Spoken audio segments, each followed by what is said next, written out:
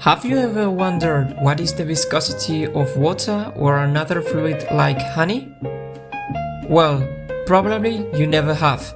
But in case you have, today we are going to show you how to measure water's viscosity using a Fenske Viscometer. So that's the objective of this practice, but what we need to do it? To perform this practice we need a Fenske Viscometer, one lap stand, one clamp holder, a clamp, a pee pump, a 10 ml graduated pipette, a thermometer, a 100 ml beaker, a washing bottle full of distilled water, ethyl alcohol, and finally, but not least, a timer. You can use your mobile phone to measure the time. But before we talk about the method, it is important to remember the individual protection equipment you should wear. First, a lab coat. It is also important to wear protection glasses.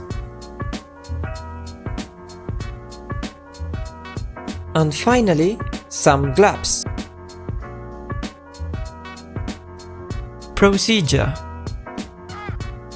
First, you must set up the viscometer carefully in the lap stand with the help of a clamp holder and a clamp.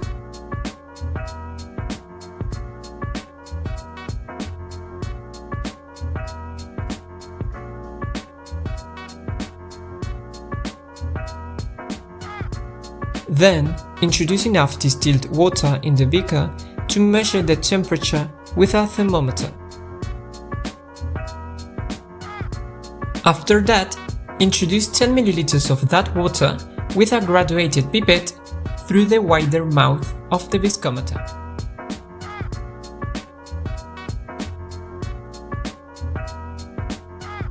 Next, aspire through the narrowest mouth with a pee pump until the liquid level rises above the upper mark. Remove the pee pump and instantly close the mouth with one finger so the liquid level does not go down. Remove the finger and measure the time it takes for the water to go between the two marks. This process must be repeated 3 times.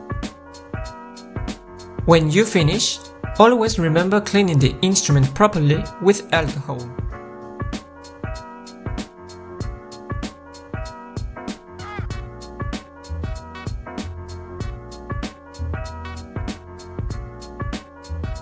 Let us make an example.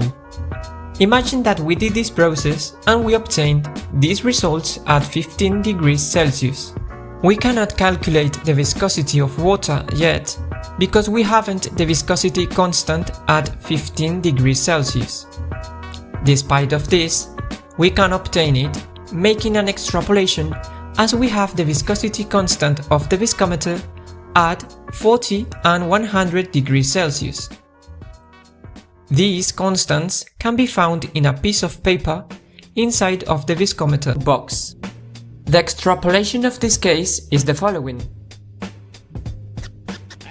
From the previous graph, the next equation is obtained. And if we solve for x, we get the viscosity constant at 15 degrees Celsius. Finally, we can calculate the kinematic viscosity applying the formula. After it, the absolute viscosity is obtained applying the following formula. The main risk of a Fenske viscometer is that it can be broken easily, as it is made of glass. If it breaks, you can be hurt with the pieces of glass, so please be careful. Other important risk is the toxic fumes you can breathe when you work with certain fluids. The viscometer must be set up in a lap stand using a clamp and a clamp holder like we did in the lab. In addition, if you work with fluids that expose dangerous fumes such as sulfuric acid, the measurement of the viscosity must be done in a fume hood. If we compare the results we have obtained for the absolute and kinematic viscosity with tabulated values, we observe that our results seem correct.